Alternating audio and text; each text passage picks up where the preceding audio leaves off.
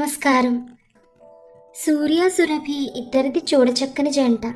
సూర్య మంచి కంపెనీలో ఉద్యోగం చేస్తూ బాగా సంపాదిస్తున్నాడు. వారిది ఉమ్మడి కుటుంబం. అత్తమామలు దైవ సమానంగా చూస్తుంది సురభి. సురభి చాలా అందంగా ఉంటుంది. పెళ్లి కాక మునుపు ఆమె అందాన్ని కొనియాడే వాళ్ళు ఎంతమందో. అప్పట్లో ఎవరిని లవ్ అయితే చేయలేదు, కానీ పవన్ అంటే ఎంతో అభిమానం చూపేది. పెళ్ళయ్యాక భర్తే సర్వస్వం అనుకుని ఉంది. అన్ని విషయాల్లో చేదోడు వాదోడుగా ఉంటూ సహాయం చేసేది.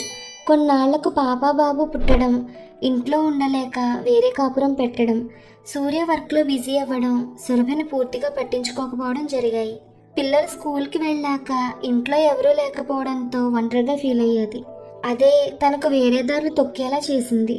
సురభి చిన్ననాటి స్నేహితులతో మాట్లాడడం, ఆనందపడడం, వాళ్ళు సురభితో మాట్లాడడమే అదృష్టమని మాటలతో బుట్టలో వేసుకోవాలని చూడటం. సూర్య ఇంటికి వచ్చేసరికి రోజు లేట్ కావడంతో సగం కాలమంతా సెల్తోనే గడుపుతోంది సురభి. రాను రాను సురభి ప్రవర్తనలో మార్పు రాసాగింది. ఫోన్ కాల్స్ ఎక్కువయ్యాయి. ఈ నేపథ్యంలోనే పవన్ నుండి ఫోన్ రావడం మరింత సంబరానికి లోనవుతుంది సురభి.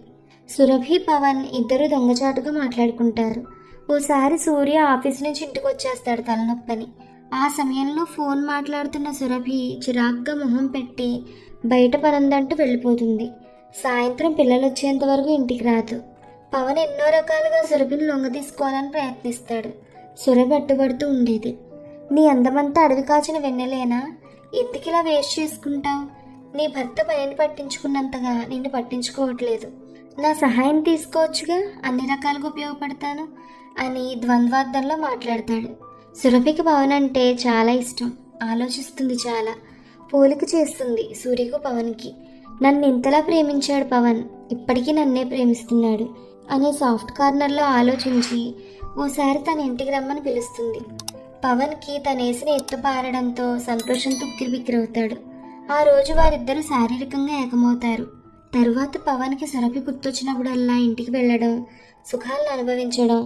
ఓసారి వాళ్ళిద్దరూ ఏకాంతంలో ఉండగా సడన్గా తలుపు చప్పుడు అవడంతో పవన్ని బాత్రూంలో దాక్కోమని చెప్పి బట్టలు సర్దుకుని తలుపు తీస్తుంది. ఎదురుగా సూర్య. ఆశ్చర్యపోయి ఇప్పుడే వచ్చేసారే అని అడుగుతుంది. సూర్య ఏమీ సమాధానం ఇవ్వడు. డ్రెస్ చేంజ్ చేసుకుని బాత్రూంకి వెళ్తుండగా కంగారుపడి ఆపుతుంది. సూర్య పట్టించుకోకుండా డోర్ తీసేటప్పటికి పవన్ సూర్యని చూసుకోకుండా, అబ్బా ఇప్పుడెవరు సురభి మనల్ని ఈ టైంలో డిస్టర్బ్ చేసింది అంటూ వస్తాడు. సూర్యకు షాక్. సురభి ఏం మాట్లాడదు. పవన్ బయటకు వచ్చి సూర్యను చూసి ఓ సారీ అంటూ సురభి వైపు చూసి బట్టలు వేసుకుని పరుగో పరుగు. సూర్యకు మొత్తం సీన్ అర్థమవుతుంది. తన చేతకంతనానికి తిట్టుకుంటాడు. కళ్ళ ముందు తన ఆశల సౌధం కూలిపోయినట్లవుతుంది. ఆ రోజు సూర్య భార్యను ఒక్క మాట కూడా అనకుండా పిల్లలతో సమయాన్ని గడిపి తెల్లారేసరికి తను జాలిస్తాడు. సురభి మౌనంతో రోధించడం లేదు. పిల్లలు, బంధువులు సూర్య మరణవార్త విని బావురమన్నారు. కార్యక్రమాలన్నీ పూర్తయ్యాక సూర్య రూమ్లోకి వెళ్ళి బట్టలన్నీ తీస్తుంటే బట్టల మధ్యలో ఒక లెటర్ కనబడుతుంది సురభికి. అందులో, సురభి నువ్వు ఈ ఉత్తరం చూసేసరికి నేను నీకు అందనంత ఎత్తులో ఉంటాను.